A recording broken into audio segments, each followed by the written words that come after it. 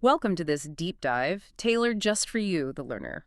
We're diving into a pretty significant development today, the digital euro. Yeah, big topic. And you flag a really insightful discussion for us, Mm-hmm. a debate with Menno Bruce. He's the project lead for the digital euro at the Dutch Central Bank, the DNB, Right.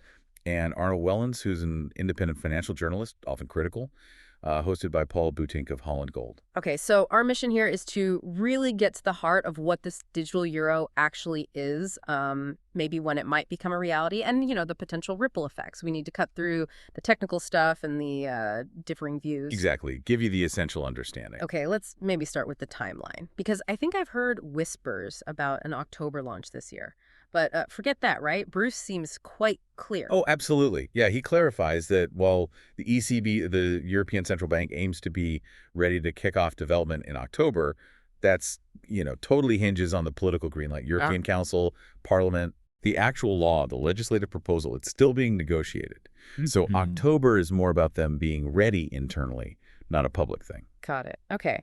Then Wellens brings up this interesting idea of an offline version, compares it to like the OV chip card here in the Netherlands or the old chip nip. Yeah, the electronic purse, right. He suggests that maybe that could be done relatively quickly. And Bruce, does he agree?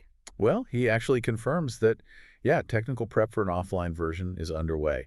There's a Europe-wide bidding process, apparently in its second year already. Okay, so they are looking at that seriously. Seems like it. The groundwork is being laid, at least explored. But then there's the more complex online version, the one that might link up with our bank apps, or even that digital identity thing. That sounds further up. Much further off. Precisely. Bruce estimates maybe 2029 or 2030 for a potential launch. And that's for both online and offline together. Wow, okay. 2029, 2030. Why so long? Well, he points to a few things. Political decisions, obviously. Then the actual, building process. And crucially, getting the banks involved for distribution. That all takes time. Right, banks need to be on board to get it to people. Exactly. So for now, the ECB is just planning an internal pilot. Next couple of years. They call it Preparation Phase Part 2. So basically testing the tech behind closed doors. Pretty much. Testing the core technology. As Bruce says, don't expect to be paying for your coffee with a digital euro anytime soon. Which brings us to the big question, doesn't it? The why. Wellens jumps right on that. What problem does this actually solve for the average person? Yeah, it's a fair question. Bruce's response is interesting. He stresses this is a European project. He kind of acknowledges that maybe here in the Netherlands, where our digital payments are pretty advanced, the immediate need might seem small. We tap our phones, transfers are easy. Right. But he says the broader European context is key. Okay, so what's the bigger European picture then? Well, a major driver, according to Bruce, is reducing Europe's dependence on the big American payment giants. Think MasterCard, Visa. Ah, okay. Strategic autonomy. Kind of. He argues that as society gets more and more digital, Europe's getting pushed into the hands of these U.S. companies. So a public digital euro could be a necessary alternative. Especially, he notes, as cash use keeps dropping. So for you, the learner, this isn't just like national pride or something. It's about maybe insulating Europe from, say, geopolitical issues affecting those payment networks, having a homegrown option. That seems to be the core argument. But Wellens, he's not buying it, or at least he finds it a weak argument. Why is that? He points to things Europe already has, like SEPA, the single euro payments area for easier cross-border payments. And he suggests couldn't European market solutions deal with this reliance? He questions the real benefit for citizens when, cash and bank transfers work fine for most things. That's a fair point, too. Does Bruce acknowledge SEPA? Oh, yeah. He acknowledges SEPA exists. But he highlights the, let's say, slow progress of other pan-European payment ideas, like EPI, the European Payment Initiative. Right. EPI hasn't exactly taken off like a rocket. No. Bruce suggests that national interests often get in the way, hindering that kind of unified progress. So his argument is the ECB, with its Europe-wide mandate, can maybe push past that fragmentation better. Interesting. So the ECB could succeed where private initiatives might struggle because of borders and national banks. That's the thinking. And another point Bruce makes, the digital euro could actually foster competition. By creating open standards for payments, standards currently dominated by, well, Visa and MasterCard again. How would that work? It could potentially help initiatives like EPI or others, but using open standards. Things like QR codes, the scannable squares or NFC, the tech for contactless payments. Hmm. Open standards could level the playing field a bit. Okay, that makes sense. But opening things up, that leads to the privacy question, doesn't it? Wellens raises some big concerns there. He does. Big concerns about concentrating all that sensitive payment data in one place. Like a honeypot for hackers. Exactly. He warns about hacking risks and even mentions Harur Rahimi, a cybersecurity expert and former MP, shares similar concerns. So how does Bruce respond? Does he offer reassurance? He tries to, especially regarding the offline version. He explains it's being designed to be, well, privacy-friendly. Akin to cash is the idea. Like cash. So anonymous. Mostly. He says the ECB wouldn't need to see individual transactions after a one-time onboarding check, which could maybe use your existing bank ID or perhaps that future EU digital identity wallet. Okay, but what about checks later? He does mention periodic offline checks might be needed, but more for validating the digital tokens, making sure they're legitimate, not tracking spending is the implication. But Wellens isn't entirely convinced, is he? He brings up this ex post investigation thing for terrorism financing. Right. That's a principle mentioned in G7, G20 guidelines.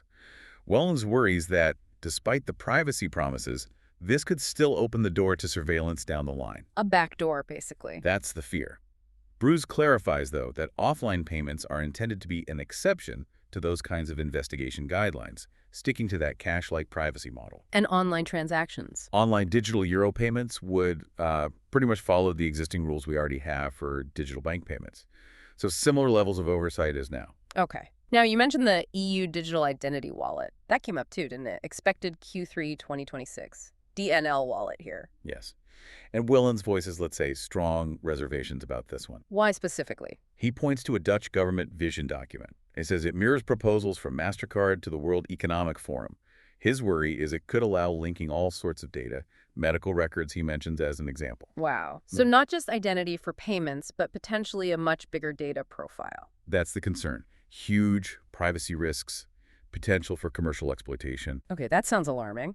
What's the DNB's view, according to Bruce? Bruce pushes back directly on that. He says the DNB sees the digital identity wallet as just one potential option for logging into the digital euro app. An option, not mandatory. Exactly. An option alongside, say, using your existing bank app login.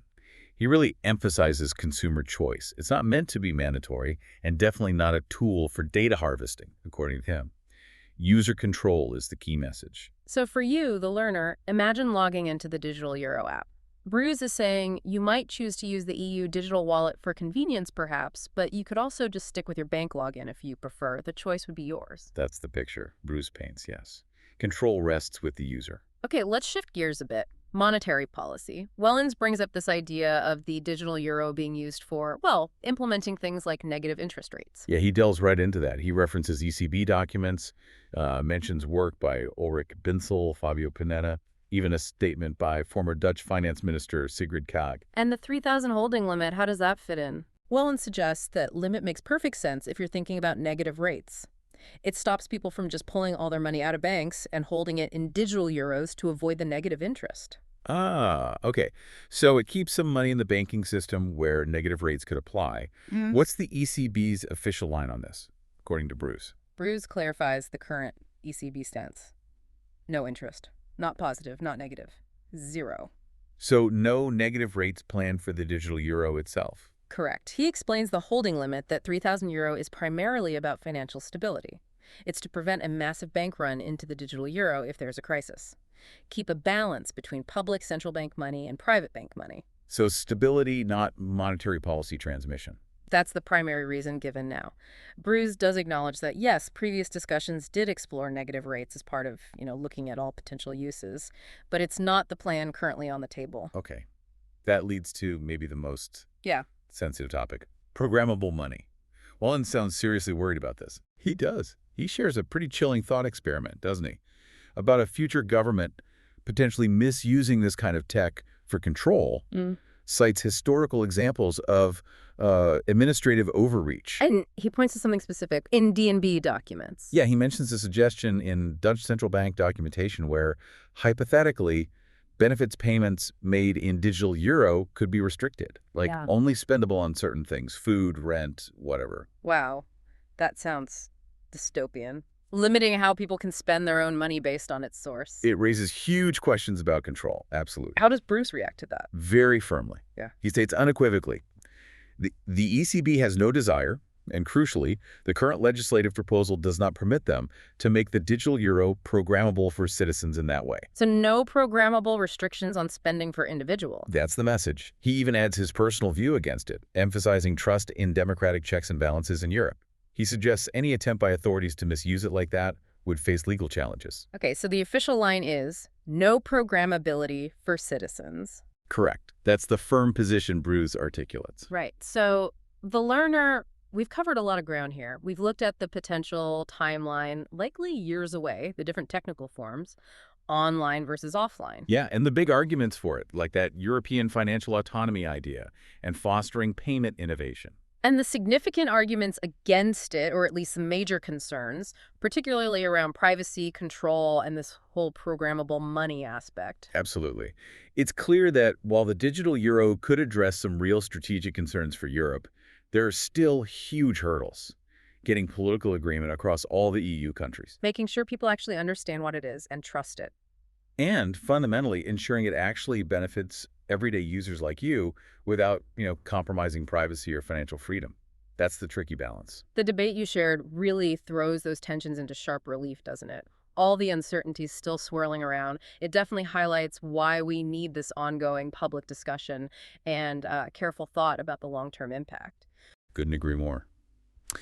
So what really stands out to you from all this, the learner? What questions are still buzzing around in your head after this deep dive? Yeah, maybe dig deeper into that EU digital identity wallet proposal. Or follow the ongoing debates about monetary policy in this digital age. It's definitely a conversation that's far from over. It's going to keep evolving, that's for sure.